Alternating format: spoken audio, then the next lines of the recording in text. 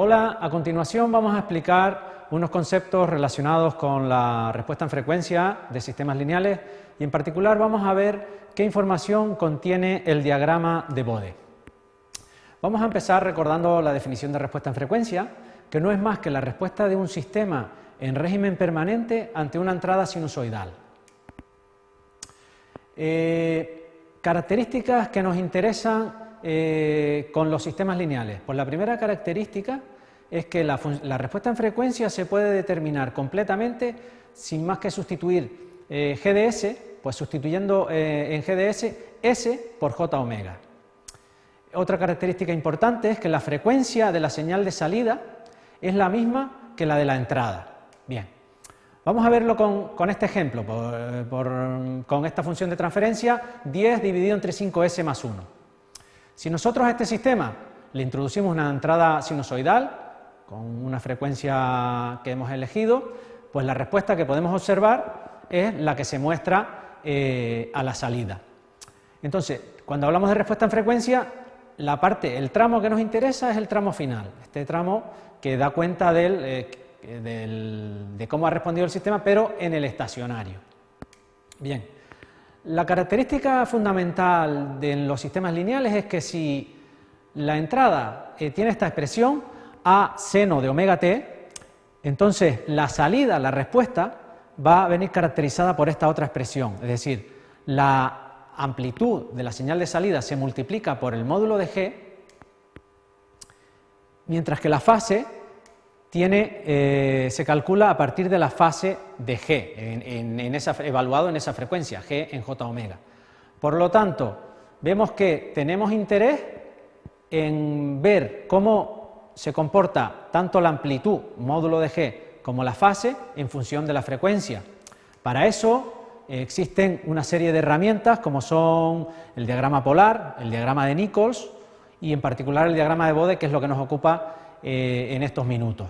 El diagrama de Bode tiene dos partes. Una primera parte es una gráfica donde se representa el módulo de G en decibelios frente a la frecuencia en escala logarítmica, y la segunda parte, la otra gráfica, sería la fase de G en grados frente a la frecuencia en escala logarítmica. Lo vemos con un ejemplo para una función de transferencia. En este caso vemos el diagrama de Bode, que tiene las dos gráficas que hemos comentado. En la parte superior vemos la evolución de la magnitud en función de la frecuencia y en la parte inferior la fase.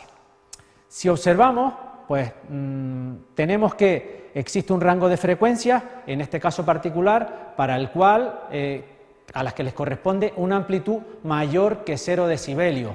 Es decir, una amplitud mayor que 0 decibelios significaría que la ganancia correspondiente a ese rango de frecuencia sería mayor que 1. ¿De acuerdo? Es este rango que he señalado en la gráfica. Si yo metiera una entrada con una frecuencia en ese rango, pues la señal se vería amplificada. Esto lo vemos, por ejemplo, he cogido una frecuencia, en este caso particular es 1 radián por segundo, y como vemos la señal de salida se ve muy amplificada. De hecho, si miramos el diagrama, la amplitud es 20 decibelios, que corresponde a multiplicar por 10. Por el contrario, si yo me fuera a una frecuencia mayor, pues vemos en el diagrama de magnitud, vemos que el valor que le corresponde es menos 20, que se corresponde con un factor de ganancia de 0,1, es decir, lo que está ocurriendo es que se atenúa la señal. Respecto a la fase, bueno, la fase es incluso más sencillo porque lo que nos va a dar el diagrama de fase es qué desfase existe entre las dos señales, la que entra y la que sale. O sea, si pusiéramos los dos máximos, pues cuánto de separado están esos dos máximos. Esto, en este caso particular, vemos para este ejemplo que a baja frecuencia prácticamente le corresponde un desfase 0, es decir, no hay desfase, y a frecuencia más alta pues le corresponde un desfase de menos 90 grados. Bien. Comentar también un elemento particular en los diagramas de Bode, que es cuando tenemos un pico. Cuando ocurre un pico, pues ¿qué tendríamos? Pues lo que tendríamos es que si entrara una señal con una frecuencia ubicada donde está ese pico, pues la salida evidentemente se va a ver amplificada. ¿de acuerdo? Esta situación es lo que conocemos como resonancia. De hecho, bueno, podemos ilustrar esta situación con un pequeño vídeo en el que se observa cómo una estructura, en este caso es un puente, pues entra en resonancia debido a la acción del viento. Es decir, el viento contiene componentes de frecuencia que han coincidido con un pico de la respuesta en frecuencia del propio puente. Entonces, esto es realmente un caso real que ocurrió hace ya bastantes décadas y como se ve, las imágenes son realmente espectaculares y culminan finalmente con el colapso del puente y con la rotura de la estructura, ¿no? Desde luego que esto es un ejemplo de un fallo claro en el diseño de esta estructura. Bien. Y ya por último, simplemente para concluir, mencionar qué utilidades podemos destacar del diagrama de Bode.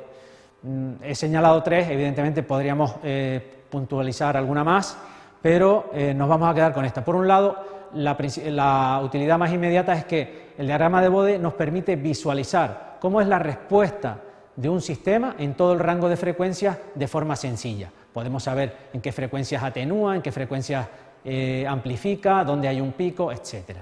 Por otro lado, el diagrama de Bode nos va a permitir conocer características de la estabilidad en sistemas realimentados, en sistemas de control. Y además, otra utilidad del diagrama de Bode es en el diseño de controladores. Bien, pues estos son los aspectos básicos que quería comentar en relación con el diagrama de Bode. Muchísimas gracias.